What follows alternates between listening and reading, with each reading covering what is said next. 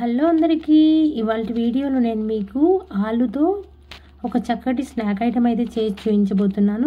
ఇది బ్రేక్ఫాస్ట్లోకి కానీ evening snack ఐటెంలోకి కానీ చాలా బాగుంటుంది.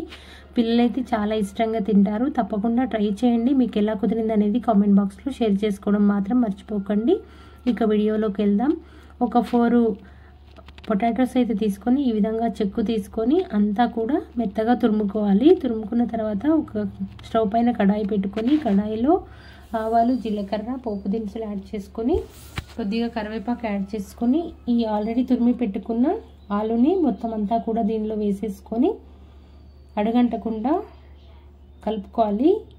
తర్వాత దీనిలో కొద్దిగా పసుపు, ఉప్పు, కారం, ధనియా జీరా powder, garam masala powder, salt add చేసుకుని ఈ ఆల్రెడీ తురిమి పెట్టుకున్న ఆలు కాబట్టి చాలా తొందరగా కుక్ అయిపోతుంది. దీన్ని పక్కన ఉంచుకొని ఇప్పుడు గోధుమ పిండిని తీసుకొని వీడియోలో చూపించిన విధంగా చపాతీ పిండి కన్సిస్టెన్సీలోకి కలుపుకొని చిన్న ముద్దలుగా చేసుకొని ఈ విధంగా ఆయిల్ రాసుకుంటూ చిన్న చపాతీలాగా వత్తుకోవాలి. ఇప్పుడు చేతికి తడంటించుకొని ఈ విధంగా చపాతీ చుట్టూ ఈ విధంగా తడిని అద్దుకోవాలి.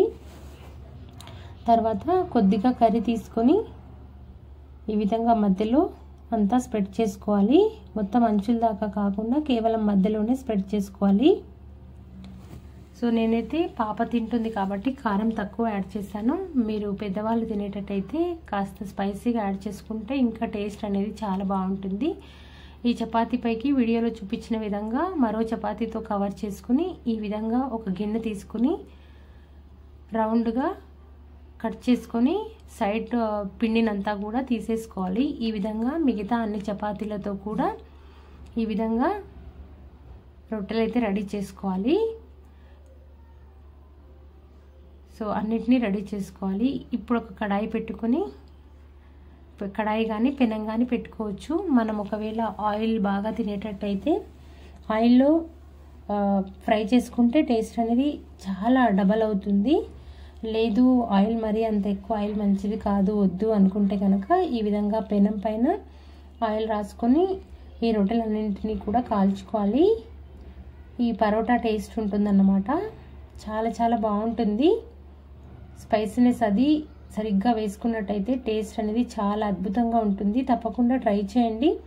ఎప్పుడు రొటీన్గా కాకుండా ఇలా డిఫరెంట్గా ట్రై చేయండి. ఇది టమాటో పచ్చడిలోకి కానీ మన పల్లి పచ్చడి కానీ వేసుకొని తిన్నట్టయితే టేస్ట్ అనేది చాలా బాగుంటుంది. మార్నింగ్ టిఫిన్లోకి కానీ ఈవినింగ్ బ్రేక్ఫాస్ట్లోకి కానీ తప్పకుండా ట్రై చేయండి. మీకు ఎలా కుదిరింది అనేది కామెంట్ బాక్స్లో కామెంట్ చేయండి. మన ఛానల్ని ఫస్ట్ టైం చూస్తున్నట్టయితే సబ్స్క్రైబ్ చేసుకోండి. అంతే ఈ వీడియో. బాయ్.